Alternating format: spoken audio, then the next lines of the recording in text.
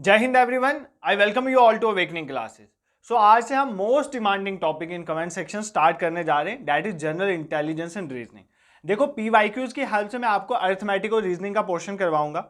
आपसे मैं यही डिमांड करता हूं कि आपको मैं जो पढ़ाऊंगा आप सिंसियरिटी से उसको समझोगे।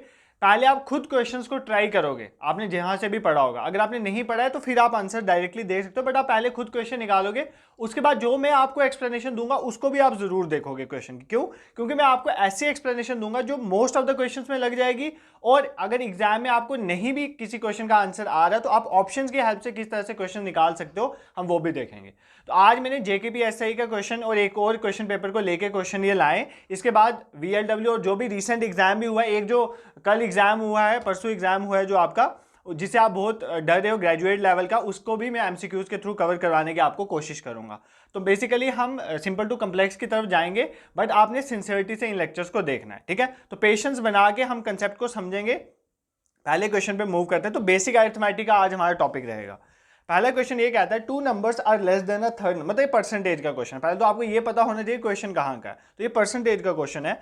To numbers are less than a third number by 30%, ठीक है, एंड 37% रिस्पेक्टिवली। देखो यार, दो नंबर हैं, एक नंबर है ए, एक नंबर है बी। कहता है कि ये तीसरे नंबर से कितना कितना कम है। जो पहला नंबर है वो 30% कम है, मतलब ए सी से 30% कम है और बी सी से 37% कम है। How much percent is the second number less than the first number. तो कितना परसेंट जो है सेकेंड नंबर पहले नंबर से कम होगा, ठीक है। Percentage is the most easy topic, but आपको इधर जस्ट एक चीज सीखनी है। आपको एग्जाम में आइडेंटिफाई करना आना चाहिए कि हमें निकालना क्या है। इधर क्वेश्चन में ये पूछा है, हमें ये बताना है कि सेकंड नंबर जो है वो पहली बात पहले नंबर से कितना परसेंट कम है। मतलब जो सेकंड नंबर होगा, मतलब ये ए बी निकालेंगे ना हम देखेंगे ये जो बी है ये ए से कितना कम है, इसको हमने परसेंटेज में लिखना है, ठीक है। परसेंटेज के क्वेश्चन सॉल्व करना इज वेरी सिंपल, बट आपको जस्ट इस क्वेश्चन को आइडेंटिफाई, कई बार हम गलत आइडेंटिफाई कर देते हैं तो क्वेश्चन गलत हो जाता है। तो देखो, पहले आप इस क्वेश्चन को खुद ट्राई करो, वीडियो पॉज करके ट्राई करो। अब मैं आपको इसकी सोल्यूशन बताता हूं। देखो, सबसे पहली बात परसेंटेज के क्वेश्चन को कैसे करेंगे। अब ये बोल रहा है कि दो नंबर हैं, एक 30% कम है, एक 37% कम है तीसरे नंबर से, ठीक है। वही जैसे मैंने लिखा था ए बी सी, तीन नंबर हैं, ये पहला और तीसरे से 30% कम है और दूसरा तीसरे से 37% कम है। तो मैं तीसरे नंबर को 100 मान लेता हूं, ठीक, क्योंकि मेरे लिए सिंपल हो जाएगा ना। 100 से आप परसेंटेज के क्वेश्चन करोगे तो इजिली निकल जाएंगे। तो 100 मैंने मान लिया सी को। अब देखो, ये कहता है कि ए वाला जो पहला नंबर है वो कितना कम है, 30% कम है। तो भाई 100 का 30% 30 ही होता है। 100 का 30% 30 होता है। 100 का 50% 50 ही होता है। तो 100 का 30% 30, तो ये 30% कम है ना, तो मतलब 100 से 30 निकाल दो, तो मतलब ए कितना है हमारा, ए 70 है, ठीक है। तो कितना सिंपल हो गया हमें इसका निकालना। सेकंड क्या कहता है कि जो बी है वो थर्ड नंबर से 37% कम है। तो मतलब कितना कम है, 100 में से 37 कम है। तो 100 में से 37 हम निकाल देंगे तो हमारा कितना आ जाएगा, 63। मतलब हमारे पास तीनों नंबर आ गए। हमारा सी हमने 100 एज्यूम करा था, हमारा ए आ गया 70 और बी आ गया 63, हमारा निकल गया। अब कहता क्या है, how much percent is the second number less than the first number. मतलब जो सेकंड नंबर है वो पहले से कितना कम है हमें बताना। तो कितना कम है, 70 में से 63 गए, कितना बचा, 7। अब क्वेश्चन, यहां से आपको क्वेश्चन समझना है, सिर्फ यहीं पर गलती होती है। पूछ क्या रहा है, how much percent is the second number less than the first. किससे निकालना है, ये देखो किससे निकालना है, फर्स्ट से निकालना है। कह रहा है कि second number less than the first, मतलब किस में से निकाल रहे हैं हम, फर्स्ट नंबर से निकाल। तो जिस नंबर से हम निकाल रहे होते हैं ना, जिस नंबर से हम कंपेयर कर रहे होते हैं वो डिनोमिनेटर में आता है। तो यहां पे डिनोमिनेटर में 70 आएगा, 63 नहीं आएगा, ठीक है। कह रहा था कि कितना परसेंट जो सेकंड नंबर है वो कम है फर्स्ट नंबर से। जिस नंबर से निकालने के लिए बोल रहा है उसको डिनोमिनेटर में रखो और ऊपर जो बोला है वही लेना है आपने। बेसिकली होता क्या है, नीचे हमारी ओरिजिनल चीज होती है, ऊपर हम लेते हैं उसका इंपैक्ट क्या है। यहां पर इंपैक्ट क्या है, बेसिकली इंपैक्ट बोल रहा है कि दोनों को माइनस करो। मतलब कितना परसेंट सेकंड नंबर पहले से कम है, तो सेकंड को फर्स्ट से माइनस कर दिया। नीचे ओरिजिनल, मतलब किससे निकाल रहे हैं, फर्स्ट नंबर से निकाल, तो नीचे 70 आ जाएगा। इसको अब हम परसेंटेज में निकालना है, तो परसेंटेज में निकालने के लिए 100 से मल्टीप्लाई करेंगे, तो इसके आगे तो आपको आता ही होगा। ये कैंसिल हो गया, 7 7 के साथ कैंसिल हो गया, और ये हमारा कितना आ गया, 10%। इस क्वेश्चन का आंसर है 10%, ठीक है। ये क्वेश्चन बहुत सिंपल था, मैं इसलिए टाइम लगा रहा हूं क्योंकि परसेंटेज के सारे क्वेश्चन इसी चीज़ से हो जाते हैं।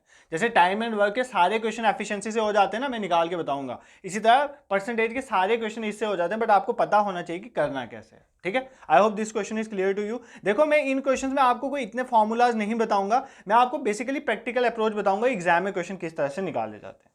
अब चलते हैं, हम आपके सिलेबस में मेंशन है स्पीड, डिस्टेंस एंड टाइम, वहां पर ट्रेन के क्वेश्चन ये पूछा गया था। ठीक है, ट्रेन भी स्पीड, डिस्टेंस एंड टाइम में आता है, तो ये कवर कर लेते हैं। कहता है एक ट्रेन है 140 मीटर लॉन्ग, 140 मीटर लंबी ट्रेन है और वो 60 किलोमीटर पर आवर की स्पीड से चल रहा है। ठीक है, ये स्पीड डिस्टेंस टाइम का क्वेश्चन है। In how much time will it pass a platform of 260 metre long. ठीक है, एक ट्रेन है मेरे पास, जो ट्रेन है मेरी, उस ट्रेन की लेंथ कितनी है? उस ट्रेन की लेंथ है 140 मीटर। कितनी है? 140 मीटर।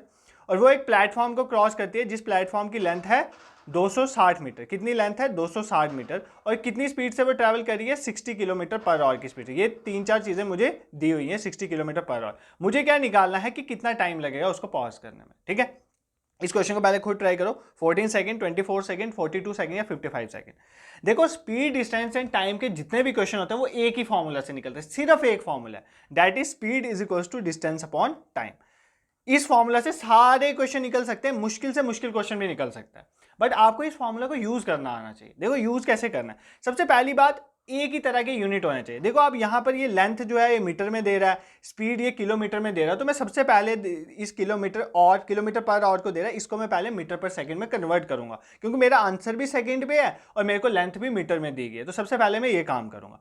आपका 60 किलोमीटर पर आवर को मीटर पर सेकंड में कन्वर्ट करो, तो जब भी किलोमीटर पर आवर को मीटर पर सेकंड में कन्वर्ट करना हो तो उसको 5/18 के साथ मल्टीप्लाई कर देते हैं। ठीक है, किससे मल्टीप्लाई कर देते हैं? 5/18 के साथ। ये याद रखना, जब भी किलोमीटर पर आवर को मीटर पर सेकंड में कन्वर्ट करना हो तो 5/18 से हमें क्या कर देना है? मल्टीप्लाई कर देना। अब आप बोलोगे सर ऐसा क्यों करना है? देखो यार सिंपल है, 1 किलोमीटर में कितने मीटर होते हैं? 1000 मीटर, ऊपर आ जाएगा 1000। एक आवर में कितने मिनट होते हैं? 60 मिनट। एक मिनट में कितने सेकंड होते हैं? 60 सेकंड। जब इसको सॉल्व करोगे तो यही आ जाएगा। ठीक है, ये जीरो के साथ जीरो जाएगा, ये जीरो के साथ जीरो जाएगा, इसको जब हम सॉल्व करोगे 2 के टेबल में तो ये आपका आ जाएगा 5/18। ठीक है, 5/18 आ जाएगा। तो बेसिकली इसलिए मैंने आपको बता दिया, आप याद कर लो, 60 × 5/18 करना है हमें। तो 60 × 5/18 करोगे तो अब इसको काटो। ठीक है, 6 3 ज़ा 18 और 6 10 ज़ा 60, 10 5 ज़ा कितना हो गया? 50। ऊपर आ गया 50, नीचे आ गया हमारे पास 3। इसको पूरा सॉल्व नहीं करना, इतना ही रहने दो। हमारी स्पीड क्या है? 50/3 मीटर पर सेकेंड। बस इतना आपको समझ आ गया। आपको यार सिंपल है, इसी फॉर्मूला से निकालूंगा। आपने क्या निकालना है? टाइम। आपको क्या चाहिए? आपको स्पीड तो पता है, स्पीड कितनी है अभी निकाली मैंने, 50/3 मीटर पर सेकंड। आपको चाहिए डिस्टेंस, बट आप डिस्टेंस कितना लोगे वो क्वेश्चन है यहाँ पर। देखो अब कह रहा है कि ट्रेन की लेंथ है 140 मीटर। ट्रेन की लेंथ कितनी है? 140 मीटर। और वो प्लेटफॉर्म जो क्रॉस करी है उसकी लेंथ कितनी है? 260 मीटर। देखो जब भी ट्रेन किसी प्लेटफॉर्म को क्रॉस करती है ना, तो ट्रेन की टोटल लेंथ पता है कितनी हो जाती है? टोटल डिस्टेंस हो जाता है, ट्रेन की लेंथ में प्लेटफॉर्म की लेंथ को ऐड कर दो। ठीक है, ट्रेन की लेंथ में प्लेटफॉर्म की लेंथ को ऐड कर दो, वो हमारा टोटल डिस्टेंस हो जाता है। बट अगर प्लेटफॉर्म की जगह एक पोल होता या मैं खड़ा होता या तुम खड़े होते, हमारी तो लेंथ नहीं ना इतनी, तो उस केस में जो लेंथ होगी सिर्फ ट्रेन की लेंथ लेते, उस केस में डिस्टेंस सिर्फ ट्रेन की लेंथ होता है। बट अगर कोई प्लेटफॉर्म है जिसकी लेंथ है, लंबाई है, तो हम प्लेटफॉर्म की लेंथ को भी ऐड करते हैं। तो इन दोनों की लेंथ को मैंने ऐड कर दिया, 140 में मैंने 260 ऐड कर दिया, तो मेरा कितना बन गया? 400 मीटर। अब आपका क्वेश्चन सॉल्व हो गया, क्योंकि आपने निकालना है टाइम। आप इस फॉर्मूला का यूज करोगे। अगर स्पीड डिस्टेंस अपॉन टाइम होता है तो टाइम को इधर लेके जाओ, तो हमें टाइम निकालना था, टाइम हो जाएगा डिस्टेंस अपॉन स्पीड। ठीक है, आपका डिस्टेंस कितना है? ध्यान से देखो, आपका डिस्टेंस कितना है? 400 मीटर। आपकी स्पीड कितनी है? 50/3, यही है ना, तो ये ऊपर चला जाएगा, ये हो जाएगा 400 × 3/50। तो इसको सॉल्व कर लो। अब इसके बाद क्या करना है? जीरो के साथ जीरो गया, 5 8 ज़ा 40, 8 3 ज़ा 24, तो आपको कितना टाइम लगा? 24 सेकेंड। ठीक है, तो देखो आपको मैंने बताया था कि फॉर्मूला यही लगना है, speed is equal to distance upon time. Formula एक ही लगता है हर क्वेश्चन को सॉल्व करने के लिए, but the thing is that train वाले क्वेश्चन में आपको जस्ट 2 चीजें याद रखनी है। एक, सबसे पहली बात, आपने अगर किसी प्लेटफॉर्म को क्रॉस करा है तो दोनों का डिस्टेंस ऐड हो जाएगा, प्लेटफॉर्म और ट्रेन का। अगर किसी पोल वगैरह को क्रॉस करा है तो सिर्फ ट्रेन का डिस्टेंस लेते हैं हम। ठीक है, बाकी अगर किलोमीटर पर आवर में दिया है, कुछ चीज मीटर में दिया है, तो उसको एक फॉर्म में आपको कन्वर्ट करना है, वो तो हर क्वेश्चन में ऐसा करना पड़ता है। ठीक है, तो इस तरह की चीजों को आपने ध्यान में लेके चलना है, बिल्कुल आराम से करेंगे। अभी मैं आपको ऑप्शंस के थ्रू क्वेश्चन निकालना भी सिखाऊंगा। ठीक है, अब नेक्स्ट क्वेश्चन देखो। अब कुछ क्वेश्चन ना हम ऐसे प्रैक्टिकली करेंगे, इन क्वेश्चंस में हम ज्यादा वो नहीं करेंगे, फॉर्मूलाज वगैरह में नहीं जाएंगे, मैं आपको प्रैक्टिकली बताऊंगा और ये आपके क्वेश्चन फेल नहीं होंगे एग्जाम में। ठीक है, देखो कहता है क्वेश्चन में, if the length of a rectangle is increase by 20%, ये भी परसेंटेज का क्वेश्चन है। अगर एक रेक्टेंगल है उसकी मैं लेंथ को 20% बढ़ा देता हूँ, फॉर एग्जांपल ये मेरा रेक्टेंगल है, इसमें इसकी जो लेंथ है फॉर एग्जांपल इसकी लेंथ को मैं इस लेंथ को 20% बढ़ा देता हूँ, ठीक है, और ब्रेथ को कम कर देता हूँ, ब्रेथ को -10% का, ब्रेथ को डिक्रीज कर देता हूँ 10%, तो एरिया में क्या फर्क पड़ेगा, ठीक है, एरिया में क्या फर्क पड़ेगा मुझे ये बताना। पहले खुद क्वेश्चन ट्राई करो, क्या एरिया 8% बढ़ेगा, 5% बढ़ेगा, 8% कम होगा या 5% कम होगा। देखो मैंने लेंथ को बढ़ाया है 20% और ब्रेथ को 10% कम कर दिया। देखो कोई भी परसेंटेज का क्वेश्चन ये वाला होगा ना, आपको किस तरह से करना मैं आपको बता। अगर सपोज करो आपको बोले अगर मैं किसी साइड को, अगर किसी स्क्वायर की साइड को इतना बढ़ा देता हूँ तो उसका एरिया कितना बढ़ेगा, या किसी साइड को मैं इतना बढ़ा देता हूँ वॉल्यूम कितना बढ़ेगा क्यूब का, ये सारे क्वेश्चन एक ही तरीके से हो जाते हैं। और भी बहुत से क्वेश्चन, आपको जस्ट इसको रेशियो में कन्वर्ट करना आना चाहिए। देखो ध्यान से सुनो, फॉर एग्जाम्पल ये 20% है ना, 20% का मतलब क्या होता है, परसेंट का मतलब होता है 1/100। इस कंसेप्ट को ध्यान से सुन लेना, आपका कोई क्वेश्चन गलत नहीं होगा। परसेंट का मतलब होता है 1/100, तो 20/100, तो इसको काटो, 0 से 0 गया, 2 1 2, 2 5 10, इसका मतलब हो गया 1/5। तो मतलब 20% का मतलब होता है फ्रैक्शन में 1/5। इसी तरह 10% का मतलब क्या होता है, 10% का मतलब होगा, मतलब 10/100 हो जाएगा, तो ये 0 के साथ 0 कटेगा, मतलब 10% का मतलब होता है 1/10। इतना तो आपको समझ आ गया। अभी मैं आपको जब परसेंटेज पढ़ा रहा था मैंने आपको एक चीज बताई थी, जो नीचे वाली चीज होती है वो होती है ओरिजिनल, और ऊपर होता है इंपैक्ट। इंपैक्ट मतलब कि कोई चीज डिक्रीज हो रही है, बढ़ रही है, क्या हो रहा है, दैट इज इंपैक्ट, ठीक है, ये इंपैक्ट होता है और ये ओरिजिनल वैल्यू होती है। इतना आपको अगर समझ आ गया ना तो ये क्वेश्चन निकल जाएगा, और इसके रिलेटेड सारे क्वेश्चन निकल जाएंगे। देखो क्या करना है, अब ये क्या कह रहा है, आप ध्यान से सुनो। कहता है कि लेंथ रेक्टेंगल की मैंने 20% इंक्रीज कर दी। 20% का मतलब कितना है, 20% का मतलब है 1/5, ठीक है, इसका मतलब वो ओरिजिनली 5 थी और मैंने 1 बढ़ा दी, ठीक है, मतलब ओरिजिनली और न्यू। मैं यहाँ पे लिखता हूँ ओरिजिनल और यहाँ पे लिखता हूँ न्यू, एग्जाम में भी ऐसे ही करना, ओरिजिनल और न्यू। मैं पहले किसकी बात कर रहा हूँ, लेंथ की। तो ओरिजिनली लेंथ कितनी थी 5 और मैंने कितनी बढ़ाई, इंपैक्ट कितना 1, मतलब 5 थी मैंने 1 बढ़ा दी, अब कितनी होगी है, न्यू कितनी होगी है 6। इतना समझ आ गया। इसी तरह अब कहता है कि मैंने क्या किया, ब्रेथ को 10% डिक्रीज कर दिया। 10% का मतलब है 1/10। इसका मतलब पहले ओरिजिनली कितनी थी 10, मतलब ब्रेथ पहले ओरिजिनली कितनी थी 10। अब मैंने क्या किया, एक डिक्रीज किया है। देखो क्वेश्चन में बोल रहा है डिक्रीज किया है, तो 10 में से एक है, तो अब न्यू कितनी आ गई 9, ठीक है।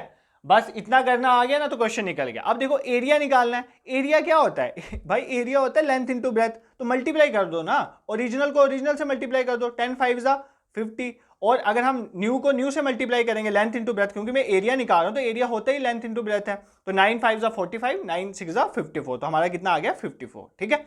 अब आपको क्या पूछ रहा है क्वेश्चन, अब जो निकालना हो आप निकाल सकते हो। कहता है what will be the impact on area, area में क्या इंपैक्ट हुआ, क्या एरिया बढ़ा है कम हुआ। देखो ओरिजिनली 50 था, अब 54 हो गया, 54, इसका मतलब एरिया बढ़ा है। कितना बढ़ा है, 4 बढ़ा है। कितना बढ़ा है, 4 बढ़ा है। देखो ना 50 से 54 हो गया तो कितना बढ़ा, 4 बढ़ा। तो किस में से बढ़ा, पहले 50 था ना, 50 से 54 हुआ है, तो मतलब 4/50, मतलब इसको मैं परसेंटेज में कन्वर्ट कर रहा हूं इनटू 100। जब ये परसेंटेज में कन्वर्ट करो तो 100 से मल्टीप्लाई कर देते हैं, तो 51 52 100, 2 4 8, तो इसका मतलब इंक्रीज हुआ, और कितना इंक्रीज हुआ, 8% इंक्रीज हुआ। क्या ये क्वेश्चन मुश्किल था, बिल्कुल मुश्किल नहीं था। अब इस तरह के 1000 क्वेश्चन आप कर सकते हो। फॉर एग्जाम्पल मैं आपको सिंपल क्वेश्चन बताता हूं, आपको एग्जाम में बोलेगा अगर सपोज करो 10% में किसी साइड को बढ़ाता हूं, 10% में किसी स्क्वायर की साइड को बढ़ाता हूं, तो आप मुझे बताओ कि उसका एरिया कितना बढ़ेगा। देखो 10% बढ़ाया मतलब 10 से 11 होगी, ठीक है। तो एरिया क्या होता है स्क्वायर का, एरिया स्क्वायर का फॉर्मूला होता है साइड इंटू साइड, ठीक है, एरिया का फॉर्मूला होता है साइड इंटू साइड। तो एक तो 10 से 11 होगी तो दूसरी भी 10 से 11 होगी, ठीक है। तो मतलब ओवरऑल क्या होगी, 100 से 121। तो कितनी बड़ी यहां पर 21 बड़ी, कहां से बड़ी, 100 से बड़ी। तो इस तरह से आप क्वेश्चन निकाल सकते हो, ठीक है। तो मतलब मेरा कहने का मतलब आपको ये चीज पता होनी चाहिए कि जब भी हम इन क्वेश्चन को सॉल्व करते हैं तो फ्रैक्शन में कन्वर्ट करते हैं परसेंटेज को, नीचे वाली ओरिजिनल वैल्यू होती है और ऊपर होता है इंपैक्ट। उसके बेसिस में इंक्रीज बोला है तो इंक्रीज कर दो, डिक्रीज बोला है तो डिक्रीज कर दो। तो इस तरह से आप क्वेश्चंस को निकाल सकते हो, ठीक है। I hope this is clear to you. इस क्वेश्चन में आपको कोई प्रॉब्लम नहीं होगी। Moving towards next question. हाँ, एक तो टाइम एंड वर्क पे मैंने आपको लेक्चर लाया हुआ है। अगर आपने वो टाइम एंड वर्क वाला लेक्चर नहीं देखा जरूर देख लेना। एफिशिएंसी वाला कंसेप्ट पढ़ा है, उस एक कंसेप्ट पे सारे क्वेश्चन निकल जाते हैं। बट उसको छोड़ के एक और कंसेप्ट था जो मुझे आपको बताना था। इस तरह के भी क्वेश्चन एग्जाम में पूछे जाते हैं, तो ये क्वेश्चन हम देख लेते हैं। कहता है कि 20 women can do a work in 16 days. 16 days, ठीक है, 20 वुमेन है, 20 औरतें हैं, वो किसी काम को 16 दिन में करती हैं। कितने दिन में करती हैं, 16 दिन में करती हैं। And 16 man can complete the same work, इस चीज को ध्यान से देखो, सेम वर्क इन 15 डेज। तो और हमारे पास क्या है, 16 मैन है, वो किसी काम को कितने दिनों में करते हैं, 15 दिनों में करते हैं। ये सेम काम है, ठीक है। What is the ratio between the capacity of man and a women. तो मैन और वुमेन की कैपेसिटी में की रेशियो निकालें, मतलब मैन की कैपेसिटी डिवाइडेड बाय वुमेन की कैपेसिटी, ये रेशियो हमें बतानी है कितनी आती है। ये बहुत सिंपल क्वेश्चन है, बहुत सिंपल क्वेश्चन। देखो सिंपली देखो, कहता है कि 20 वुमेन किसी काम को 16 डेज में करती है। तो मतलब ये कितना काम करती है, 20 वुमेन इंटू 16 इतना करती है। और उसी सेम काम को जो मैन है वो 16 मैन कितनी देर में करते हैं, 15 डेज में करते हैं। तो 16 मैन कितनी देर में करते हैं, 15। ये दोनों एक ही काम है, ये दोनों एक ही काम है, सेम वर्क की बात हो रही है ना। इसका मतलब आप 20 वुमेन जो काम 16 दिन में करती हैं, वही काम 16 मैन 15 दिन में करते हैं। काम सेम है तो आप इन दोनों को इक्वेट कर सकते हो, काम सेम है तो आप इन दोनों को इक्वेट कर सकते हो। अब इक्वेट कर, अब आपको क्या रेशियो निकालनी है, मैन बाय वुमेन। तो निकालो ना भाई, किसने रोका आपको। ये 16 मैन को इधर ही रहने दो, 16 मैन को इधर ही रहने दो। ये 20 वुमेन यहाँ पर मल्टीप्लाई हो रही थी, इधर जाके क्या चल जाएंगी, डिवाइड में चल जाएंगी। तो यहाँ पर नीचे क्या आ जाएगा हमारे पास, 20 वुमेन। इसी तरह 16 ऊपर यहाँ पर था, ठीक है, और यहाँ पर 15 मल्टीप्लाई होता है, इधर जाके 15 क्या हो जाएगा, डिवाइड हो जाएगा। तो बस इसको सॉल्व कर दो, मैन बाय वुमेन की रेशियो आ जाएगी। क्या देखो कैसे सॉल्व करेंगे, ये 16 और 16 गया, ये देखो इसको काटो, 5 3 ज़ा 50 और 5 4 ज़ा 20।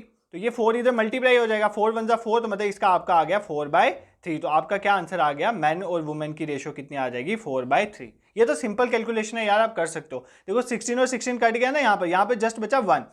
अगर मैं इसको काटूं तो 5 3 ज़ा 15 और 5 4 ज़ा 20, तो ये 3 और यहाँ पर 4 आ गया, ये 4 यहाँ से यहाँ चल जाएगा, 4 1 ज़ा 4, तो हमारी रेशियो क्या आ गई, 4:3। अगर पूछता वुमेन और मैन की रेशियो क्या है, तो उल्टा कर देते तो 3:4 आ जाता है, ठीक है। तो ये देखो कितना सिंपल क्वेश्चन। बस आपने क्या देखा यहाँ पर कि वर्क सेम है, तो जितनी वुमेन जितने दिनों में काम करती है उसको इक्वेट कर दो जितने मैन जितने दिनों में काम करते हो। इस तरह से आप कोई भी रेशो निकाल सकते हो, ठीक है।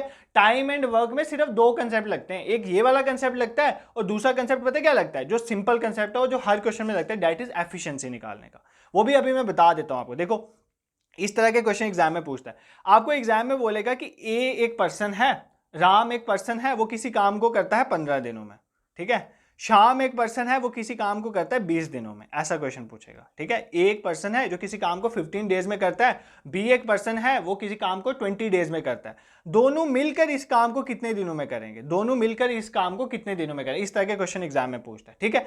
देखो आपको वर्क एंड टाइम में सिर्फ एक ही चीज निकालनी होती है, एफिशिएंसी। एफिशिएंसी होती है वर्क अपॉन टाइम, एफिशिएंसी होती है वर्क अपॉन टाइम। आपने किसी भी क्वेश्चन में सबसे पहले क्या निकालनी है, एफिशिएंसी। अगर आपकी एफिशिएंसी निकल गई, आपका क्वेश्चन सॉल्व हो जाएगा, ठीक है। अब एफिशिएंसी के लिए आपको क्या चाहिए, वर्क और टाइम। टाइम तो आपको पता है, टाइम तो आपको पता है, बट आपको टाइम तो आपको पता है ना, ये 15 दिन लगा रहे हैं, 20 दिन, बट आपको वर्क नहीं पता है। तो वर्क क्या करोगे, वर्क इन दोनों का एलसीएम ले लो। तो 15 और 20 का मैं एलसीएम ले लूं, मैंने उस लेक्चर में पढ़ाया हुआ एलसीएम कैसे लेना, अभी मैं इन शॉर्ट बताऊंगा।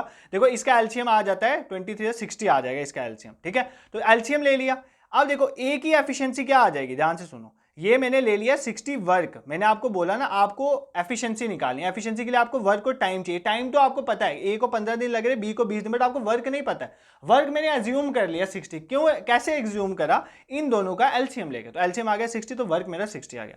अब ए की एफिशिएंसी क्या आ जाएगी, ए की एफिशिएंसी मतलब ए कितना काम कर रहा है, टोटल काम कितना है 60, और ए कितने दिन लगा रहा है, 15 दिन लगा रहा है। तो 60/15 कितना आ जाएगा, 4, मतलब ए की एफिशिएंसी आ गई 4। इस तरह अगर आपको बी की एफिशिएंसी निकालनी है, बी की एफिशिएंसी निकालनी है, तो आप क्या करोगे, टोटल वर्क कितना है 60, बी कितने दिनों में कर रहा है, 20 दिनों में कर रहा है, तो बी की एफिशिएंसी आ गई 3। मतलब ए की एफिशिएंसी 4 है, बी की एफिशिएंसी 3 है। अब क्वेश्चन में कुछ भी पूछेगा आप निकाल लोगे। बोलता है दोनों मिलकर कितना टाइम लगाएंगे। तो देखो अगर एफिशिएंसी वर्क अपॉन टाइम होता है तो टाइम किसके बराबर हो जाएगा, वर्क अपॉन एफिशिएंसी। आपका वर्क कितना है 60, आपकी एफिशिएंसी क्या पूछा है, दोनों मिलकर, तो दोनों की एफिशिएंसी को ऐड कर दो, 4 + 3 कितना हो गया 7। तो इसका कितना टाइम लगाएगा 60/7 डेज, ठीक है। देखो कितना सिंपल क्वेश्चन था। इसको मैं इन शॉर्ट इसलिए बताऊं, टाइम एंड वर्क पे मैंने लेक्चर लाया, आप उस लेक्चर को जाके देखो, टाइम एंड वर्क का कोई क्वेश्चन गलत नहीं होगा आपका। तो जस्ट आपने एफिशिएंसी निकालनी है, आपने देखना है ए किसी काम को इतने दिन में कर रहा है, बी इतने, तो उसका टोटल वर्क एज्यूम कर लो, दोनों का एलसीएम लेके, फिर ए की एफिशिएंसी निकालो, मतलब वर्क को डिवाइड कर दो कितना टाइम लग रहा है, फिर बी की एफिशिएंसी निकालो, फिर क्वेश्चन में जो मर्जी पूछो आप कर सकते हो। दोनों मिलकर कितना टाइम लगाते हैं, तो आप जस्ट टोटल वर्क को डिवाइड कर दो दोनों की एफिशिएंसी को ऐड करके। तो इस तरह से आपने एग्जाम में क्वेश्चन करने हैं, ठीक है। I hope this question is clear to you. यहां पर आपको टाइम एंड वर्क के इस क्वेश्चन में आप कोई दिक्कत नहीं होगी, ठीक है। नेक्स्ट क्वेश्चन पे मूव करते हैं। क्वेश्चन नंबर 5 इज, देखो क्वेश्चन नंबर 5 आपका एवरेज का क्वेश्चन है। एक एक टॉपिक जो मैं आपको पढ़ा रहा हूँ ना, मतलब समझ लो एवरेज का इसी कंसेप्ट पे एवरेज के ऑलमोस्ट सारे क्वेश्चन निकल जाएंगे। तो ध्यान से इन कंसेप्ट को आप समझोगे। कहता है कि average of 50 numbers is 20, 50 number हैं जिनकी एवरेज 20 है। If 2 numbers 37 and 43 are discarded, जिनमें से 2 नंबर मैंने काट दिए बीच में से, find the average of the remaining number. देखो पहले मेरे पास 50 नंबर थे, उनकी एवरेज थी 20। अब मैंने 2 नंबर 20 से बाहर निकाल दिए, कितने नंबर बचे? 48। उन 48 नंबर की एवरेज मुझे बतानी है। ठीक है यार, एवरेज के सारे क्वेश्चन एक ही फॉर्मूला से सॉल्व होते हैं। एवरेज क्या होता है? एवरेज होता है सम ऑफ ऑब्जर्वेशन, जितने भी नंबर दिए हुए हैं उनका सम करो, डिवाइड कर दो कितने नंबर्स हैं, वो आता है एवरेज। इस फॉर्मूला को ही तोड़ मोड़ के एवरेज के क्वेश्चन निकलते हैं। फॉर एग्जांपल आपको एवरेज दी हुई है, आपको सम निकालना है, तो एवरेज को नंबर से मल्टीप्लाई करोगे तो सम निकल जाए। देखो ना, ये डिवाइड हो रहा है तो इसको इधर मल्टीप्लाई कर दोगे तो सम निकाल दोगे। इस तरह से आप सारे एवरेज के क्वेश्चन सॉल्व कर सकते हो। अब इस क्वेश्चन को हम कैसे सॉल्व करेंगे और सारे एवरेज के क्वेश्चन किस तरह से सॉल्व होते हैं मैं आपको बता रहा हूं। पहले आप खुद इस क्वेश्चन को ट्राई करोगे, ठीक है? आई होप आपने ट्राई किया होगा। अब मैं बताता हूं। देखो आपको बोल रहा है कि 50 नंबर्स हैं, 50 मेरे ऐसे नंबर्स हैं जिनकी एवरेज मेरे पास कितनी है? 20। एवरेज दी हुई है और नंबर कितने हैं? 50। तो देखो आपका एवरेज का फॉर्मूला क्या कहता है? सम अपॉन नंबर ऑफ ऑब्जर्वेशन। देखो एवरेज आपको दी हुई है 50 और नंबर दिया हुआ है 20। तो अब मैं अगर मैं सम निकालना चाहूँ तो मैं सम निकाल सकता हूँ। सम किसके बराबर होता है? Average into number. तो एवरेज कितनी है हमारी? 50, और हमारे नंबर्स एवरेज हमारी 20 है और नंबर्स हमारे कितने हैं? 50। तो बेसिकली हमारा सम कितना आ जाएगा? 1000। ठीक है, पहले आपको सबसे पहले सम ही निकालना है। देखो आपको क्या दिया हुआ है? एवरेज ऑफ 50 नंबर्स इज 20, मतलब 50 नंबर हैं, उनकी एवरेज कितनी है? 20। तो अगर आपको सम निकालना है तो ये एवरेज इंटू नंबर हो जाएगा। एवरेज आपके पास कितनी है? एवरेज आपके पास 20 है और सम नंबर कितना है? 50। तो आपका सम आ गया 1000। ठीक है, अब कहता है ये 1000 उन 50 नंबर्स का सम है, 50 नंबर्स को ऐड करके 1000 आ रहा है। ठीक है, अब कहता है उनमें से 2 नंबरों को निकाल दो, 37 और 43। तो निकाल देते हैं भाई, क्वेश्चन में बोला है तो हम क्यों नहीं निकालेंगे। तो 1000 में से 37 और 43 को मैं माइनस कर दूंगा। ठीक है, 37 और 43 कितना हो जाता है? 80 हो जाता है। तो 1000 में से मैं 80 को क्या कर दूंगा? माइनस कर दूंगा। तो 1000 में से 80 को माइनस किया तो कितना आ गया मेरे पास? 920। अब मेरे पास सम आ गया 920। अब कह रहा है कि एवरेज निकालो रिमेनिंग नंबर्स की। एवरेज क्या होता है? सम कितना आ गया? अब 920। बट अब नीचे नंबर कितने आएंगे? नंबर पहले 50 थे, 2 तो मैंने निकाल दिए, अब कितने नंबर बचे? 48 नंबर बचे। सर 920 को 48 से डिवाइड करना है। अब इसके बाद आप खुद डिवाइड करो। देखो इसमें भी डिवाइड करने के तरीके होते हैं। देखो ध्यान से सुनो, कैसे करोगे आप डिवाइड। अब आप सारे ऑप्शन देखो, एक तो होता है आप इसको पूरा काट वाट के करो, बट मैं इतना डीप नहीं जाऊंगा। मैं आप अगर अपने तरीके से करूं, मैं कैसे करूंगा? देखो अगर मैं 48 को सीधा 20 से मल्टीप्लाई करके देखता हूं, क्योंकि ये ऑप्शन सारे 20 के आसपास हैं। तो 48 को अगर मैं 20 से डिवाइड करके देखूं तो ये 960 के करीब आता है। इसका मतलब जो है नंबर जो है आपका 20 से थोड़ा सा ही कम है। तो 20 से कम नंबर कौन सा है ऑप्शन में? 19 है। तो इसका आंसर ऑप्शन है 19.17 होता है। आप डिवाइड करके भी देख सकते हो, आप इसको काट काट के भी चेक कर सकते हो। तो बट इसका आंसर 19.17 है। मैं तो इस तरह से चेक करता हूं, बट आप किसी भी तरह से अपनी तरीके से कर सकते हो। देखो एग्जाम में ये कोई सीजीएल का एग्जाम नहीं है, बहुत ज़्यादा स्पीड चाहिए होती है, आप आराम से क्वेश्चन कर सकते हो। तो ज़्यादा ट्रिक्स में भी मत जाना, इजीली क्वेश्चन को सॉल्व करना। एवरेज के सारे क्वेश्चन इस तरह से होंगे, बस याद रखना। एवरेज किसी नंबर की अगर कोई दी हुई है, उसमें से पहले सम निकाल दो। अब सम के बाद जो मर्जी बोले यार, उसमें से आपको क्वेश्चन में पता क्या आएगा? 5 बंदे थे, उनकी एवरेज इतनी थी, उनमें से एक बंदे को हमने निकाल दिया, उसकी जगह मतलब एक बंदे का वेट ज्यादा था, उसको मैंने निकाल दिया, उसकी जगह कम वेट वाले को डाल दिया। भाई जिसको निकाला है उसको सम में से माइनस करो, जिसको डाला है उसको ऐड करो, तो बस क्वेश्चन निकल जाता है। इसी तरह से सारे एवरेज के क्वेश्चन। आज तो मैंने आपको बेसिक एवरेज का बता दिया, अब अगली बार मैं थोड़ी डिफिकल्ट क्वेश्चन भी लाऊंगा, तो पहले आप कंसेप्ट को समझोगे। ठीक है, नेक्स्ट क्वेश्चन नंबर 6 पे मूव करते हैं। हाँ, अब ये आ गया प्रॉफिट एंड लॉस। तो आपके सिलेबस में थोड़ा प्रॉफिट एंड लॉस वाला कंपोनेंट भी है, उसका एक क्वेश्चन था। उसके साथ ये 2-3 क्वेश्चन है प्रॉफिट एंड लॉस के, वो देखें। उसके बाद नंबर सिस्टम के क्वेश्चन देखें। नंबर सिस्टम के क्वेश्चन तो मैं आपको बोलूंगा कुछ भी पढ़ के मत जाना, ऑप्शंस की हेल्प से हम नंबर सिस्टम के सारे क्वेश्चन सॉल्व करें। देखना आज मैं दिखाऊंगा कैसे करते हैं। देखो क्वेश्चन नंबर 6 कहता है a dealer uses a scale of 90 centimetre instead of a metre scale. एक डीलर है ना, दुकानदार है, वो क्या करता है, एक मीटर स्केल की जगह 90 सेंटीमीटर, मतलब 1 मीटर में 100 सेंटीमीटर, वो 100 सेंटीमीटर की जगह में ना उसने क्या किया, अपना स्केल ही 90 सेंटीमीटर का रखा हुआ है। ठीक है, and claims to sell at cost price. अब देखो यार, मैं हूं दुकानदार, मैं हूं बहुत तेज दुकानदार, मेरे को कोई ग्राहकों की नहीं पड़ी है, मेरे को फायदा करना है। मैं ग्राहकों को बोलता हूं कि मैं जितने पैसों का लाता हूं कॉस्ट प्राइस, मतलब जितने का पीछे से लाता हूं मैं उतने ही प्राइस का बेच रहा हूं। बट मैं क्या कर रहा हूं, मैं 100 सेंटीमीटर की चीज को 90 सेंटीमीटर करके बेच रहा हूं, मतलब हर एक में 10-10 सेंटीमीटर में बचा रहा हूं। ये कर रहा है ये दुकानदार। अब बताओ इसका क्या करना है। तो इस क्वेश्चन को पहले हम सॉल्व करेंगे। तो कहता है कि उसने जो स्केल रखा हुआ है 90 सेंटीमीटर का रखा हुआ है, मीटर स्केल की जगह, मतलब मीटर का मतलब 100 सेंटीमीटर के स्केल की जगह 90 सेंटीमीटर का रखा हुआ है उसने, और वो क्लेम करता है कि वो कॉस्ट प्राइस पे ही बेच रहा है। मतलब वो ऐसा नहीं बोल रहा, वो ये नहीं बोलता कि मैं 10 की चीज 12 में बेच रहा हूँ, भाई बोलता है मैं इक्वल, मैं 10 की ला रहा हूँ 10 की ही बेच रहा हूँ।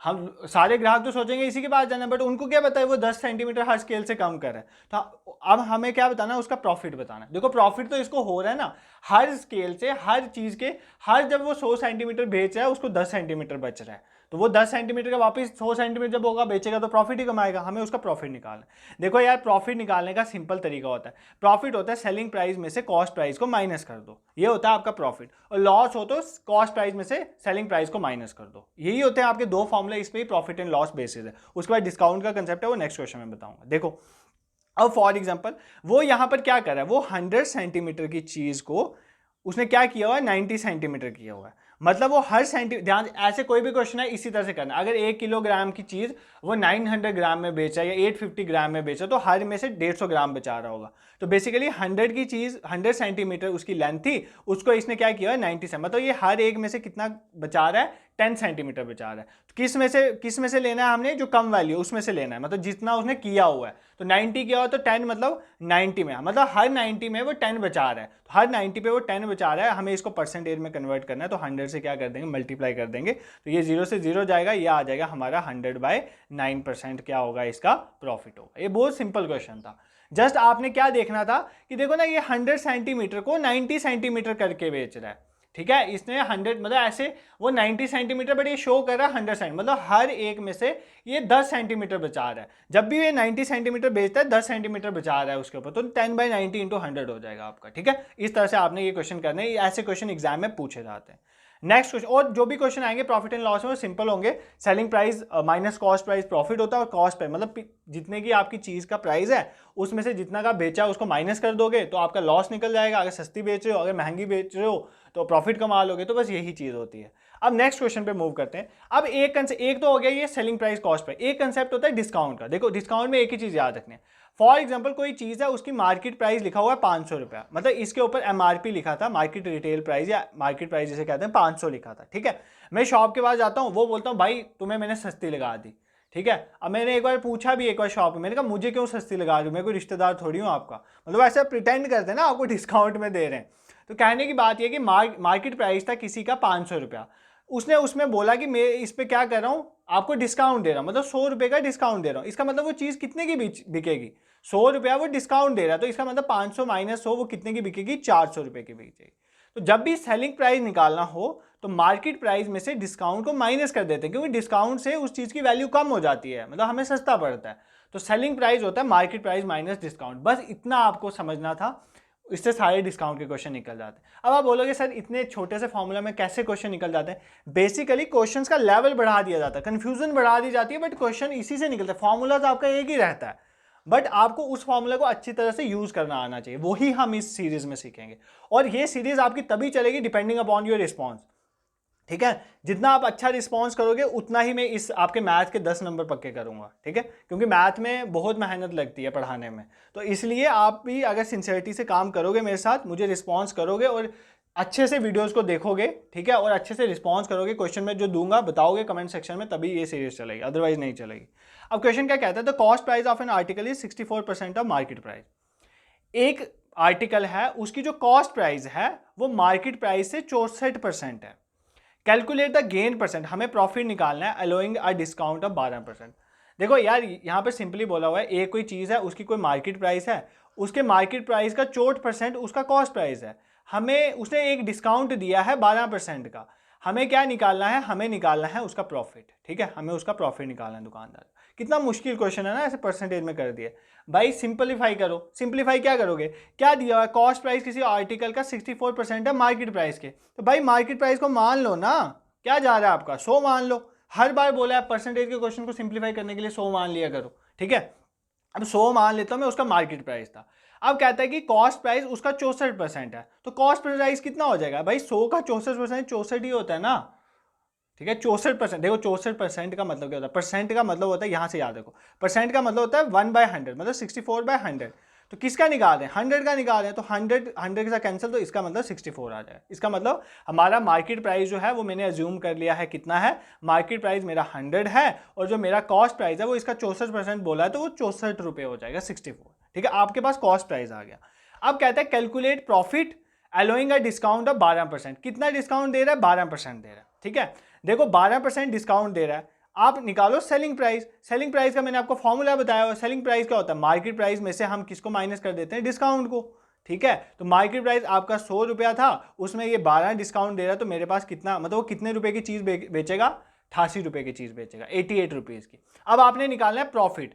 प्रॉफिट परसेंटेज में निकाल, पहले प्रॉफिट तो निकालो, परसेंटेज तो निकाल लेंगे। प्रॉफिट क्या होता है, सेलिंग प्राइस में से कॉस्ट प्राइस को माइनस कर दोगे, 88 में से 64 को माइनस कर देंगे तो हमारा प्रॉफिट कितना हो गया, 24। हमें परसेंटेज में निकालना है, तो प्रॉफिट परसेंटेज में जब भी निकालना हो तो बेसिकली ऊपर तो आ गया प्रॉफिट, नीचे हमारा आ जाता है हमेशा सीपी। प्रॉफिट जो है, लॉस हमेशा सीपी पे कैलकुलेट होता है, ये चीज याद रखना। नीचे आ गया सीपी, सीपी कितना है 64, इंटू कर देंगे 100, इसे कर देंगे 100 से मल्टीप्लाई कर देंगे। इसको अगर आप सॉल्व करोगे तो इसका आपका आंसर आ जाएगा 37.5%। ठीक है, तो option A is the correct answer. इसको करके देख लेना। ठीक है, सिंपल क्वेश्चन था, इसमें कोई इतना डिफिकल्ट क्वेश्चन ये बिल्कुल भी नहीं था। सिंपली क्या था, उन्होंने बोला था कि मार्केट प्राइस का 64% हमारा कॉस्ट प्राइस है, तो भाई मार्केट प्राइस 100 मान लिया और उसका कॉस्ट प्राइस आ गया 64 रुपीज। अब कहता है डिस्काउंट दे रहा है 12 रुपये, तो मार्केट प्राइस 100 है, 12 का डिस्काउंट दे रहा है, तो कितने में चीज बिकेगी, 88 रुपीज की। तो कॉस्ट प्राइस 64 है, 88 की बिक रही है, तो सामने दिख रहा है उसको प्रॉफिट हो रहा है, सीपी से ऊपर बिक रहा है, तो सीपी से ऊपर बिक रहा है, प्रॉफिट प्रॉफिट कितने का हो रहा है, 24 रुपये का। प्रॉफिट परसेंटेज में निकालने के लिए 24 को डिवाइड कर देंगे सीपी से, इंटू 100 कर देंगे, तो आपका परसेंटेज अगर किसी भी चीज़ को परसेंटेज में निकालना हो ना तो 100 से मल्टीप्लाई करना होता है। ठीक है, और सीपी जो है हमारा हमेशा प्रॉफिट जो है वो कॉस्ट प्राइस पे कैलकुलेट हो, ये दो चीज़ें आपने याद रखनी है। अब इसके बाद जो क्वेश्चन है वो है नंबर सिस्टम के क्वेश्चन। नंबर सिस्टम के क्वेश्चन के लिए फॉर्मूलाज वगैरह नहीं पढ़ने होते, नंबर सिस्टम के क्वेश्चन निकालने के लिए ऑप्शंस पढ़ने होते हैं। देखो मैं आपको एक चीज़ बताता हूँ, जब मैं अपनी प्रिपरेशन कर रहा था एग्जाम्स की, मैं आपको ये सही बात बताऊंगा। ठीक है, और ये चीज़ आपने भी करनी है एग्जाम में जाके। तो one of my friend currently वो एसएससी सीजीएल उसने क्रैक करा है, वो मुंबई में जॉब करता है। तो हम जब प्रिपरेशन कर रहे थे तो वो मुझे बोलता था कि जब भी पेपर देने जाना है ना, कोई भी मैथ्स का क्वेश्चन ही छूटना चाहिए। ठीक है, उसकी ये आइडियोलॉजी थी, मैथ्स का क्वेश्चन ही छूटना चाहिए। अगर क्वेश्चन नहीं आता है ऑप्शंस की हेल्प लो, अगर क्वेश्चन निकालना मुश्किल है तो ऑप्शंस की हेल्प यूज करो, ऑप्शन से क्वेश्चन जल्दी निकलता है। ठीक है, तो वो वाली स्ट्रैटेजी में भी कई बार एग्जाम में चलाता हूं, तो आपको भी चलानी है। अब देखो जैसे ये क्वेश्चंस होंगे ना नंबर सिस्टम, इनमें हम ऑप्शंस की हेल्प से करेंगे। देखो मैं आपको सिखाऊंगा ये चीज कि कैसे आप ऑप्शंस की हेल्प से क्वेश्चन निकाल सकते हो। कहता है what is the number of ₹5 coins if a person has a total of 100 coins. देखो एक एक पर्सन है, उसके बाद टोटल 100 कॉइन्स है, मतलब कितने कॉइन्स है उसके पास, 100 कॉइन्स है, 5 के कॉइन है, और what is the number of ₹5 coins if a person has two, हाँ एक पर्सन के पास टोटल 100 कॉइन्स है, हमें बताना है कि 5 वाले उसके पास कितने कॉइन्स होंगे। Consisting of ₹2 and 5 coins if the total value of coin is ₹320। देखो यार मेरी बात सुनो, एक पर्सन के पास टोटल 100 कॉइन्स है, मतलब नंबर ऑफ कॉइन्स कितने हैं उसके पास 100 कॉइन्स हैं टोटल। ठीक है, अब बता रहा है उसके बाद इन 100 कॉइन्स की वैल्यू, मतलब कितने रुपए बने, इस 100 कॉइन्स को मिला के उसकी टोटल वैल्यू बनी है 320 रुपए, मतलब उसके पास 320 रुपया है, और 320 रुपये 100 कॉइन्स हैं उसके पास। ठीक है, 100 कॉइन्स है जो 320 रुपये बनाते हैं।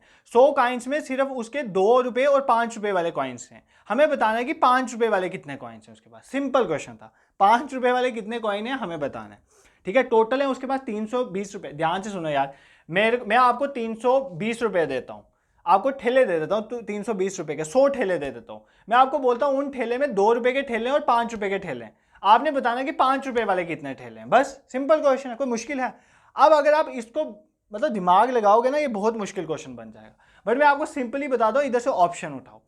ये सारे उन्होंने क्या दिए हुए हैं, ये 5 रुपए वाले कॉइन दिए हुए हैं। ये पहले ऑप्शन में कहता है कि 60 उसके पास 5 रुपए के कॉइन। अब दिमाग लगाओ, अगर उसके पास 60 5 रुपए के कॉइन है तो 60 इंटू 5 कितना हो जाएगा, मतलब 60 कॉइन उसके पास अगर 5 रुपए वाले हैं, इसका मतलब 300 रुपए तो उसके 5 रुपए वाले कॉइन से ही हो गए, क्योंकि 60 कॉइन उसके 5 रुपए वाले थे, तो इसको मतलब 300 रुपए तो उसके पास 5 रुपए वाले कॉइन से ही हो गए। उसके पास कितने पैसे बचे, जस्ट 20 रुपए बचे। बट उसके पास 2 रुपए के अभी कितने कॉइन बचते हैं, 40 कॉइन बचते हैं, क्योंकि टोटल तो 100 कॉइन है, तो 40 इंटू 2 80 होता है। मतलब उसके पास 380 रुपए बन जाएंगे अगर वो 60 50 के कॉइन यूज करे। इसका मतलब वो 60 50 के कॉइन यूज नहीं कर सकता। ठीक है, समझ आया, वापस सुनो। देखो वापस सुनो, इन क्वेश्चंस को इसी तरह से करना है आपको एग्जाम में कंफ्यूजन नहीं होगी। देखो क्वेश्चन ये कहता था कि एक पर्सन के पास 100 कॉइन है, मैंने आपको 100 ठेले दिए हैं, 320 रुपए के 100 ठेले दे दिए आपको, उसमें 2 और 5 रुपए के ठेले हैं, आपको मैं पूछ रहा हूँ 5 रुपए के कितने ठेले हैं, तो पहले वो ऑप्शन में बोलता है 5 रुपए के 60 ठेले। अगर 5 रुपए के 60 ठेले हैं आपके पास, मतलब कॉइन्स हैं आपके पास, तो 60 × 5 300 होता है, ठीक है। इसका मतलब आपके 60 जो कॉइन्स हैं, इन्होंने तो 200-300 रुपये पहले ही बना दिया, हमारे पास जस्ट 20 रुपये बचे हैं, बट उधर से कॉइन 40 बचे हैं 2 रुपये वाले, तो इसका मतलब ये तो ऑप्शन पॉसिबल ही नहीं है। अब दूसरे ऑप्शन पे चलते हैं। दूसरा ऑप्शन क्या कहता है, उसके पास 5 रुपये वाले 40 कॉइन है। अगर उसके पास 5 रुपये वाले 40 कॉइन है, इसका मतलब उसके पास कितने रुपए हो गए, 200 रुपया हो गया 5 रुपये से। 5 रुपये वाले कॉइन से उसके कितने बन गए, 200 रुपये। अब इसके बाद बाकी कितने कॉइन बचे, टोटल 100 थे ना, तो 40 चले गए तो 60 बचे। वो कितने रुपए वाले कॉइन है, 2 रुपये वाले कॉइन है, तो 60 × 2 कितना हो जाएगा, 120 रुपीज़। तो टोटल कितना हो गया, इन दोनों को ऐड करो कितना हो गया, 320 रुपीज़। 320 रुपये उसके बन गए, तो option B is the correct answer. क्या करना था, नीचे तो जाना ही नहीं ना, बस यहीं पर रुक जाओ, ठीक है। समझ आई क्वेश्चन। इस तरह से ऑप्शन की हेल्प से नंबर सिस्टम के क्वेश्चन करेंगे। देखो यहां पर मैं आपको दूसरी तरह से भी क्वेश्चन निकाल के बता सकता हूं, बट मैं आपको उसमें नहीं उलझाऊंगा। ऐसे क्वेश्चन में वहां नहीं उलझना होता, यहीं से जितने नंबर सिस्टम के क्वेश्चन अभी बताऊंगा ना, सारे मैं ऑप्शंस की हेल्प से आपको करवाने की कोशिश करूंगा, ताकि आपके ना दिमाग से ये फोबिया निकल जाए कि भाई ये नंबर सिस्टम। एक मैं आपको एक बात बताता चलूं, नंबर सिस्टम एक ऐसा टॉपिक है जो दिखने में बहुत ईजी लगता है, बट जब खुद करना होता है बहुत डिफिकल्ट हो जाता है। तो इस डिफिकल्टी को दूर करने का तरीके हैं हमारे ऑप्शन। भाई ऑप्शन दिए हुए हैं तो यूज करो ना। वो थोड़ी है कि हम अभी 11-12 के पेपर देने जा रहे हैं तो हमें पता है कि किरचॉफ्स फर्स्ट लॉ ये कहता है, सेकंड लॉ ये कहता है, रट के जाएंगे तो हो जाएगा। नहीं, यहाँ पर तो हमें दिमाग यूज करना है अपना। तो मैथ्स है ही इंटेलिजेंस है, तो इंटेलिजेंस यूज करेंगे हम, ठीक है। नेक्स्ट क्वेश्चन पे मूव करते हैं। देखो ये भी क्वेश्चन ऐसे करें, ये भी नंबर सिस्टम का क्वेश्चन कहता है the product of 2 consecutive odd numbers is 6, 7, 2, 3। 2 consecutive odd number हैं, उनका जो प्रोडक्ट है वो 6, 7, 2, 3 है। What is the greatest number, मतलब उन दोनों में से बड़ा नंबर कौन सा है, ठीक है। 2 कंसेक्टिव मतलब 7 वाले नंबर, जैसे 1, 2 ये 7 वाले हो गए ना, 3, 4 ये 7 वाले हो गए। बट वो कह रहा है 2 कंसेक्टिव ऑड नंबर, दोनों ऑड होने चाहिए, मतलब 1 के साथ आप 2 नहीं ले सकते, मतलब 1 के साथ आप क्या लोगे, 3, ऑड भी तो होना चाहिए ना। 3 के साथ क्या लोगे, 5, 5 के साथ क्या लोगे, 7, ठीक है। तो ये होते हैं हमारे कंसेक्टिव ऑड नंबर। अब कहता है कि आपके पास 2 कंसेक्टिव ऑड नंबर हैं जिनका प्रोडक्ट कितना दिया, आपके पास प्रोडक्ट दिया 6, 7, 2, 3, मतलब फॉर एग्जांपल 3 और 5 है, इनको मैं मल्टीप्लाई करूं और 6, 7, 2, 3 आ जाए। तो मुझे क्या बताना है, इन दोनों में से बड़ा कौन सा, बड़ा कौन सा 5। बट ये थोड़ी है, मैं आपको ये समझाने के लिए बता रहा था। अब देखो यार, एक तो तरीका है आप इस क्वेश्चन को निकालने के लिए वो करो x × x + 2 ऐसे करके करो। मैं वैसे नहीं करता क्वेश्चन, मैं आपको भी रिकमेंड नहीं करूँगा। ऑप्शन किस लिए दिए हुए हैं, सबसे पहली बात देखो, ये तो काट ही दो। 80 का एक ऑड नंबर है नहीं है, तो हमें कंसेक्टिव ऑड नंबर लेना, तो 80 को तो उड़ाई दो, 80 इवन नंबर है। अब बचे आपके पास 3 ऑप्शन। देखो मैं सबसे पहला अगर मैं ये वाला ऑप्शन उठाता हूं तो क्या ऑप्शन है, 83, मतलब ये ग्रेटर दिया ना, मतलब ग्रेटर वाला 83 है, तो इससे नीचे वाला कंसेक्टिव ऑड नंबर कौन सा होता है, 81, मतलब 81 × 83 करके ये आना चाहिए। अगर ये आ जाता है तो ये करेक्ट हो जाएगा। दूसरा ये ऑप्शन देखो, इसमें बड़ा कौन सा दिया, 85, मतलब 85 को 83 से मल्टीप्लाई करके अगर ये आ जाता है तो ये ऑप्शन करेक्ट हो जाएगा। तीसरा दिया है 79, मतलब 77 को 79 से मल्टीप्लाई करूंगा तो अगर ये आ जाता है, इसका मतलब ये ऑप्शन करेक्ट हो जाए, क्योंकि इन्होंने ग्रेटर दिए हुए हैं। अगर स्मॉलर दिए होते, अगर स्मॉलर 83 दिया होता ना, तो मैं 83 और 85 लेता। इस तरह से आपने क्वेश्चन करना है, ठीक है। अब देखो सबसे पहले मैं इधर से ही बता देता हूँ, इतना दिमाग यूज करा करो। देखो इसका आंसर तो ऑप्शन ए में ही निकल जाएगा, बट आपको मैं ऑप्शन बी समझाता हूँ। देखो अगर मैं 5 को 3 से मल्टीप्लाई करूँ तो कितना आता है, 15 आता है, मतलब इसके एंड पे 5 आएगा। 5 को 3 से मल्टीप्लाई करो कितना आता है, 15, इसका मतलब इसके एंड में 5 आएगा। तो क्या यहाँ पर एंड में 5 आ रहा है, नहीं आ रहा, तो ये ऑप्शन नहीं हो सकता। ये सीधा एलिमिनेट कर दिया मैंने। अगर ये ऑप्शन ए पे होता ना तो मैं इसको चेक भी नहीं करता, क्योंकि मुझे दिख रहा है यार 5 3 15 होता है, इसके एंड पे तो 5 आएगा, बट यहाँ पर 3 आ रहा है, तो इसका मतलब ये ऑप्शन तो हो नहीं सकता। अब इसको चेक करो, 9 7 से कितना होता है, 9 7 होता है 63, मतलब ये हो सकता है, ये हो सकता है। 3 1 से क्या होता है, 3, मतलब ये भी हो सकता है। इसका मतलब आपने इन दोनों को चेक करना पड़ेगा। तो जस्ट चेक करो ना यार, 83 को 81 से मल्टीप्लाई कर दो, 81 को 83 से मल्टीप्लाई कर दो, क्या है, 3 1 3, 8 3 24, ठीक है, 8 1 8, 8 8 64। देखो करके बता रहा हूँ, 3 आ गया, 8 और 4 कितने हो गए, 12, ठीक है, एक बचा, 4 2 6 1 7 और 6 6 7 2 3 आ गया ना आंसर। तो option A is the correct answer. क्या था इस क्वेश्चन में, क्या है इसमें x-1 करके x-2 करके करते तो कितना टाइम लगना था। सिंपली देखा यार, 2 कंसेक्टिव ऑड नंबर बोलते हैं, मल्टीप्लाई करके चेक कर लिया। ये भी बता दिया कि मल्टीप्लाई करना कितना ईजी है। ये तो हो ही नहीं सकता, ये इवन है, इन दोनों को 83 और 85 को मल्टीप्लाई 5 3 15, लास्ट पे 5 आ रहा है, यहाँ पर आपके आंसर में 3 है, तो ये भी नहीं हो सकता। तो जस्ट पहले को ही चेक किया तो आंसर, भाई आप अगर पहले ही चेक करते आंसर निकल रहा है, बट मैंने फिर भी आपको बता दिया क्योंकि एग्जाम में जरूर थोड़ी आंसर आपका पहले ऑप्शन पे होगा, वो नीचे भी हो सकता है। ठीक है, आई होप आपको ये चीज़ें पसंद आ रही होंगी। देखो यार, ये जो चीज़ें आपको मैं बता रहा हूँ ना, यहाँ पर जब आप एग्जाम पे बैठे होंगे ना, आप जो पढ़ के जाते हो, आप जस्ट सिंपली एक फॉर्मूला पढ़ के जाते हो, फॉर्मूले के बेसिस में 4-5 क्वेश्चन निकालते हो, आप कहते हो आपको आ जाता है, बट ऐसा एग्जाम में नहीं आता है। जैसे अभी एक कल परसों एग्जाम हुआ है ग्रेजुएट लेवल वाला, तो यार इतने कमेंट्स आ रहे, मैं देख रहा था, मैंने कंप्यूटर वाली वीडियो लाई, सर कंप्यूटर जीके ये आ गई वो आ गई। भाई वो सिर्फ आपके लिए थोड़ी आई, आप इतना पैनिक क्यों कर जाते हो? वो आपके लिए क्या, सिर्फ जितने पर्सन वहां पर बैठे होंगे एग्जाम, वो सबके लिए वैसे आएगा। ठीक है, और वहां पर डरना नहीं होता है। मैंने आपको बोला है, जो आप पढ़ के गए हो एग्जाम में, वो आने की प्रोबेबिलिटी बहुत कम होती है। ठीक है, बट आप इतने अपने पे कॉन्फिडेंट होने चाहिए कि आप उस पेपर को निकाल सको। वो कॉन्फिडेंस आता है जब आप अपने दिमाग का यूज करते हो, सिर्फ स्पून फीडिंग पे बिलीव नहीं करते हो। तो कितनी बार मैं आपको बोलता हूँ इन क्वेश्चन का आंसर करो, इसको ट्राई करो। तो ये चीजें अगर आप कर रहे हो तो डैम श्योर आप करोगे। और अगर आप मॉक टेस्ट दे रहे हो, फॉर एग्जाम्पल एक मेरे को किसी का कल मैसेज आया था कि सर मॉक टेस्ट में कम नंबर, भाई कम नंबर आ रहे हैं कोई बात नहीं, जरूरी थोड़ी है वही पेपर रिपीट होगा, बट एटलीस्ट आप ट्राई तो कर रहे हो ना वहां पर। तो बेसिकली मॉक वगैरह आपको देना चाहिए, फुल लेंथ OMR शीट, ताकि OMR शीट में भरते वक्त तो गलतियां नहीं ना करोगे आप। ठीक है, चलो बहुत हो गया, नेक्स्ट क्वेश्चन पे मूव करते हैं, क्वेश्चन नंबर 10।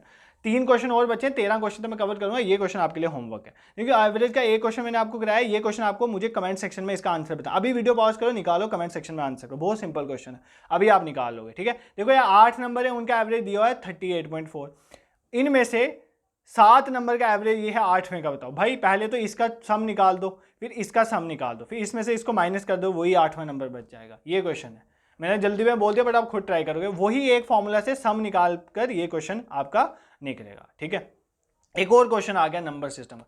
भाई नंबर सिस्टम में तो मैं आपको फॉर्मूला यूज नहीं करने दूंगा, मैं ऑप्शन से ही करवाऊंगा। ठीक है, देखो the sum of the digit of, और ये PYQs हैं आपके JKSSB के, ये नहीं है कि मैं कुछ अपने सिंपल क्वेश्चन लेके आया हूँ, आपके PYQ इसी तरह के क्वेश्चन आपको एग्जाम है। और इससे मुश्किल जो आपके लास्ट पेपर में भी आए ना, कल परसों वाले पेपर में वो भी कवर करवा दूंगा, जो आपको मुश्किल लग रहे, सो कॉल मुश्किल लग रहे थे, बट वो मुश्किल नहीं थे। एक क्वेश्चन उसमें तो इतना सिंपल था, मैं अगर वो कमेंट सेक्शन के आपके कमेंट्स के बाद मैंने भी पेपर थोड़ा खोला, मैं देख रहा था, उसमें पहले ही क्वेश्चन इतना सिंपल था कि पता नहीं अगर 20 मिनट के बाद 20 मिनट के बाद पता नहीं 5 मिनट बढ़ रहे हैं, हाँ ऐसा कुछ क्वेश्चन था।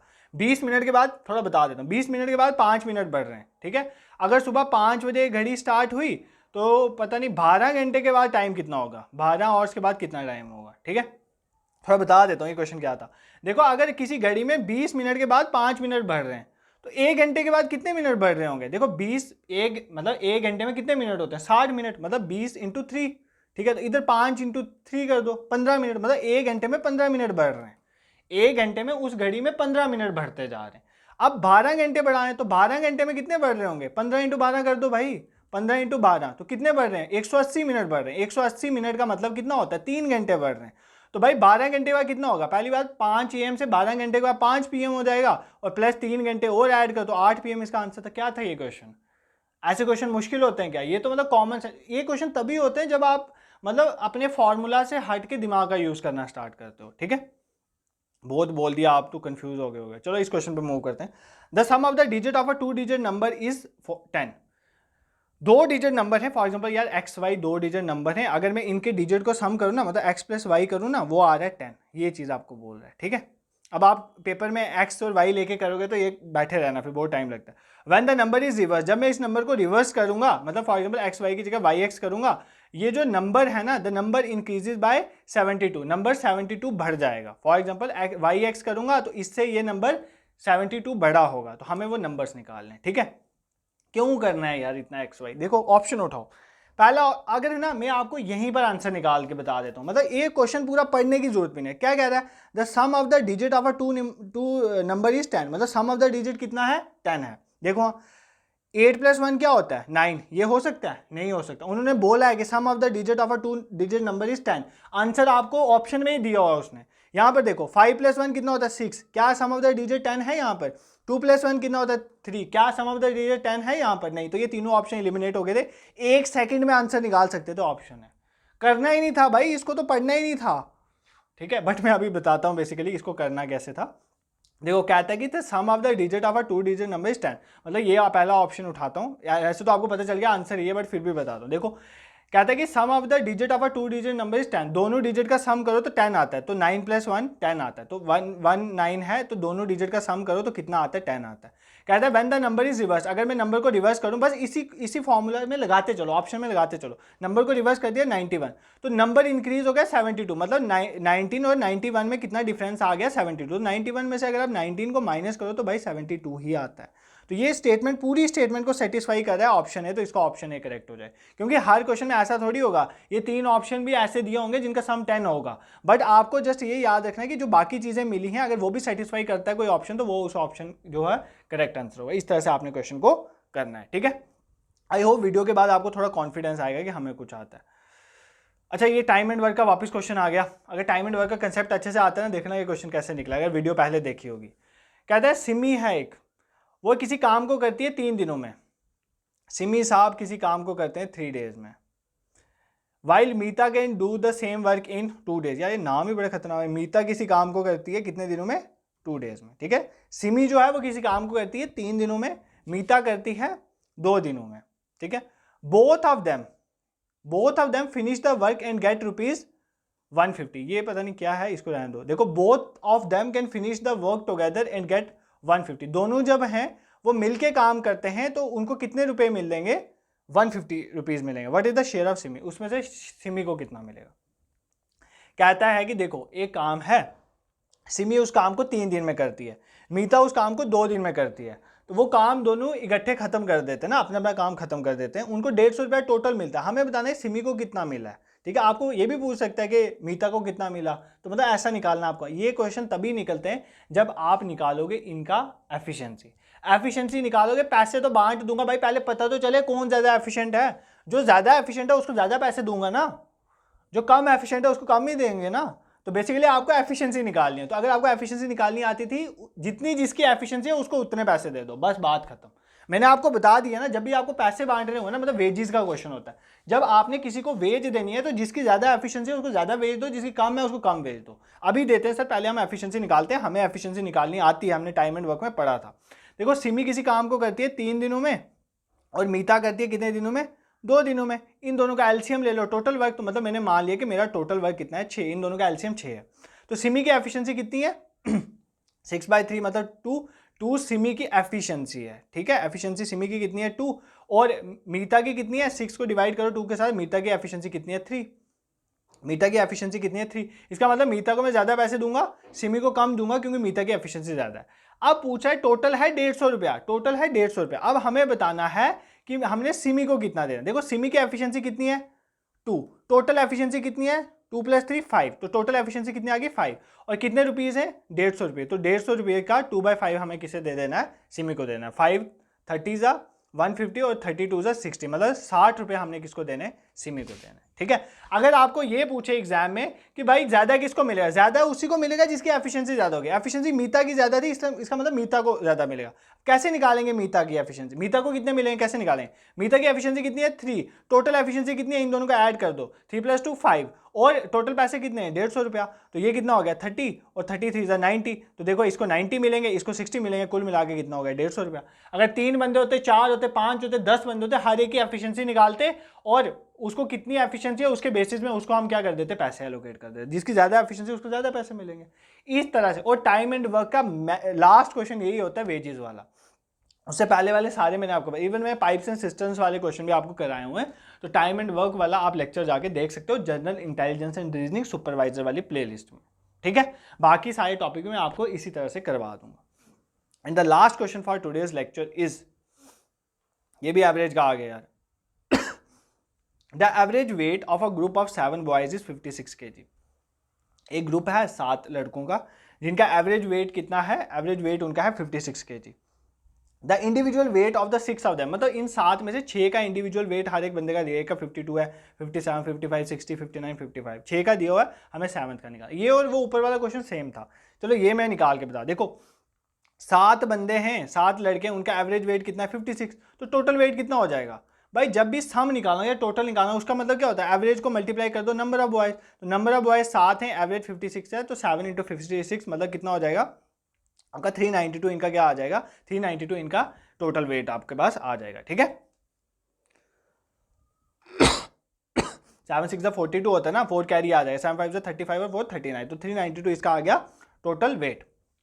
टोटल वेट इतना है, 6 का हमें वेट दिया हुआ, मतलब एक का वेट 52 है, दूसरे का वेट 55 है, 57 है, तीसरे का 55 है, फिर 60 है, फिर 59 है, फिर 55 है। ठीक है, ए का हमें नहीं पता, उसका हम एक्स मान लेते हैं। इन सब का वेट को सम करूंगा, कितना आ रहा है 392। हमें बताना है इस एक्स का कितनी वैल्यू होगी। क्या अब आप इसको सम करोगे सबको? मैं तो नहीं करूंगा। क्यों नहीं करूंगा बताता हूं। देखो मैं क्या करूंगा, मैं इनके ना सिर्फ लास्ट डिजिट को ऐड करूंगा।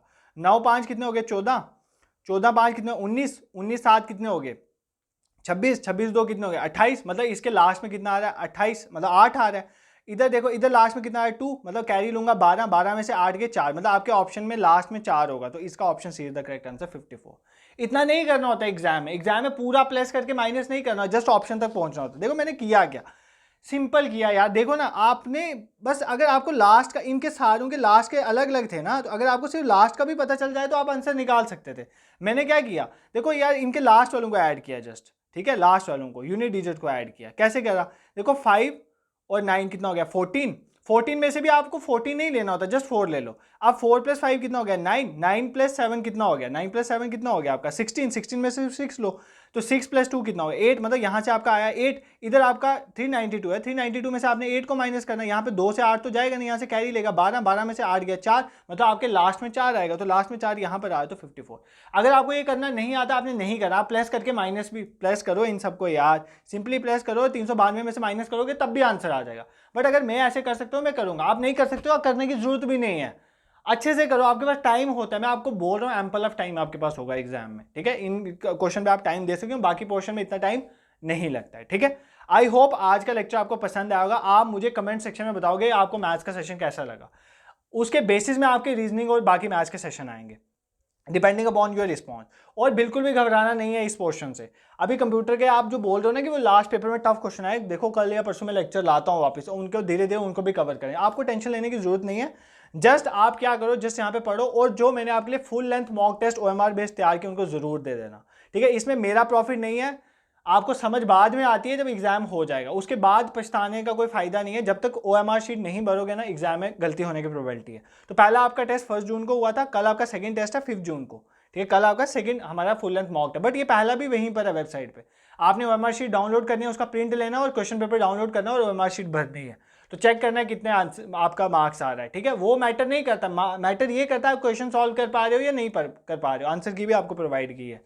और दूसरा मैटर ये करता है कि आप बेसिकली OMR शीट को गलत भर रहे हो या ठीक भर रहे हो। तो अच्छी तरह 2 घंटे का टाइम लगा के अच्छे से टेस्ट देना। और इस पर कैसे इनरोल करना है, देखो चार्जेस मिनिमल हैं यार, आप देखोगे आपको खुद पता चल जाएगा।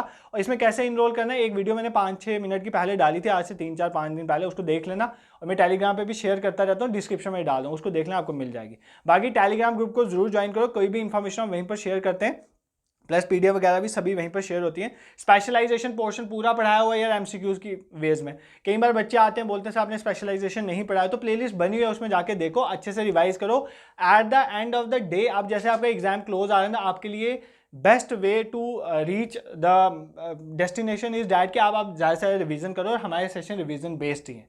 और सेकंड चीज़ मैं आपको बोलूँगा कि इस संडे को बहुत सारे कमेंट्स आ रहे हैं कि सर बताओ आप कैसे करें, टाइम कम रहेगा, तो मैं एक कोशिश करूंगा कि संडे में एक मैं ऐसी वीडियो लाऊंगी कि लास्ट के 10-15 दिन जो आपके पास बचेंगे, उसमें आप किस तरह से किन चीज़ों पे फोकस करोगे और ज़्यादा स्कोर जो है आप सिक्योर कर सकते हो। ठीक है, this is it for today. और जो क्वेश्चन दिया उनको कमेंट सेक्शन में बताओगे, और साथ में मुझे बताना कि ये way of teaching general intelligence and reasoning कैसा लगा आपको, और आप अगर चाहते हो कंटिन्यू करना इस चीज़ को तो मैं करूँगा। This is it for today, thank you so much for watching.